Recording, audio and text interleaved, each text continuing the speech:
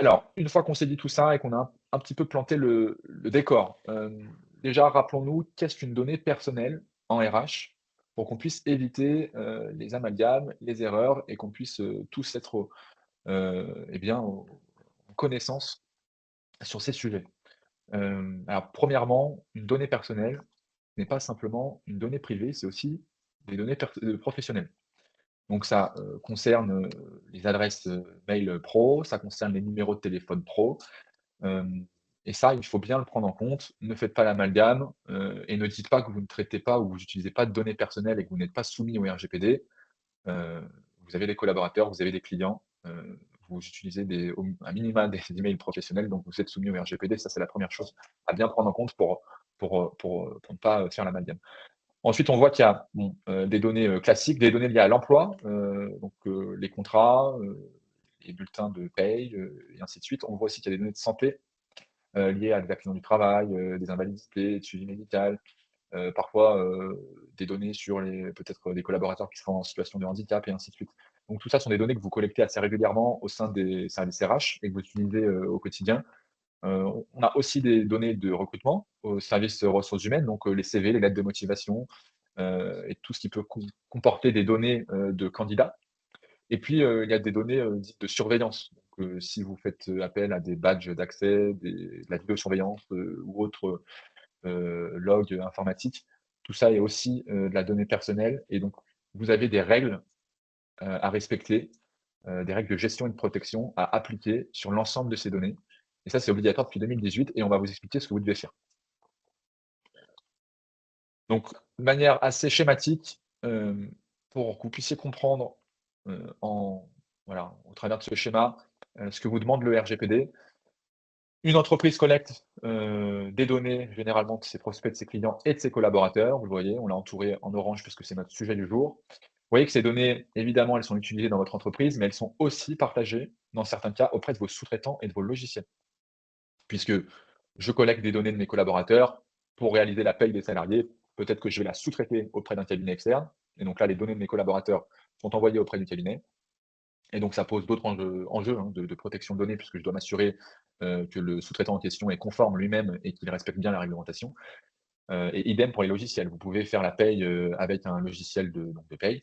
On peut en citer, hein, Payfit, Silae, et d'autres, logiciels.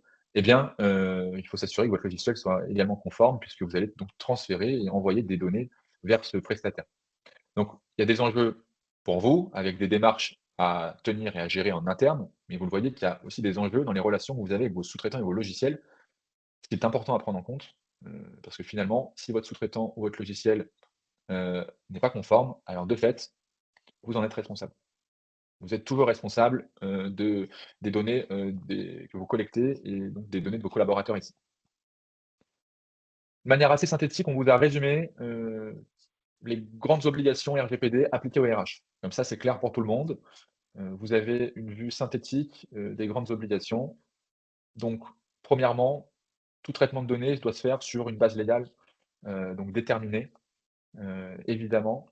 Vous devez informer les salariés sur le traitement et la gestion des données, donc leur expliquer, notamment à travers d'une politique interne ou d'une notice d'information, quelles sont les mesures de sécurité et de gestion que vous avez prises pour, la gestion de leurs données, heu, donc chaque catégorie de données, donc les données liées à la gestion du personnel, liées à la paye et cetera et cetera. Vous devez donc évidemment respecter leurs droits sur, leurs données personnelles. Sachez que vos collaborateurs ont des droits et même les anciens collaborateurs ont des droits sur les données que vous possédez sur eux. Donc ils ont le droit de vous demander d'accéder aux données que vous collectez sur eux, peut-être d'effacer aussi les données, donc ce qui s'appelle le droit à l'oubli. Hem et donc tout ça, vous devez y répondre et évidemment ne pas se faire la sourde oreille et ne pas être, dans un silence radio, au risque, vous allez voir, on vous le montrera, d'avoir des plaintes de vos salariés et parfois des contrôles qui proviennent de plaintes. Voilà, donc ces enjeux sont assez importants. Vous verrez aussi que vous avez une obligation de durée de conservation. On ne peut pas collecter des données de collaborateurs à vitam aeternam.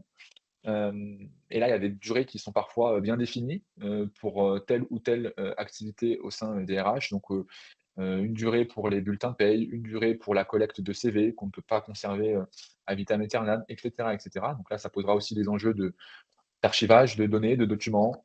de suppression de documents. Et puis, le principe de minimisation des données, puisque, et ça c'est valable, de manière générale sur toutes les activités que vous menez au sein de votre entreprise, ne collectez pas plus de données que ce qu'il n'en faut, évidemment. Il y a des obligations de sécurité, un minimum de sécurité à appliquer sur les données RH, donc des accès sécurisés notamment pour accéder à ces bulletins de paye, avoir évidemment une gestion de mot de passe, heu et un minimum de confidentialité sur, les documents, notamment, sur un intranet et cetera. On se rappelle donc, et on a déjà commencé à l'évoquer, que, vous devez encadrer la conformité de vos sous-traitants. On verra pourquoi c'est un gros risque, hein, sur la partie, ressources humaines. Et puis, tenir un registre des traitements de données RH. Vous devez, identifier toutes les activités qui utilisent des données personnelles de vos collaborateurs et le tenir à jour dans un registre. Et on verra aussi que vous avez des obligations sur les violations de données. Si jamais vous avez une fuite de données, une cyberattaque, un incident et que ça impacte les données de vos collaborateurs, dans certains cas, vous avez 72 heures maximum pour, eh bien, déclarer cet incident à la CNIL, sous peine, encore une fois, de sanctions, financières. C'est beaucoup d'informations, on essaye de synthétiser cela sous forme de tableau pour que vous puissiez avoir les grandes obligations en tête. On va détailler tout ça ensemble et parler, pratico-pratique, dans l'opérationnel et ce qui se passe au sein de vos services ressources humaines.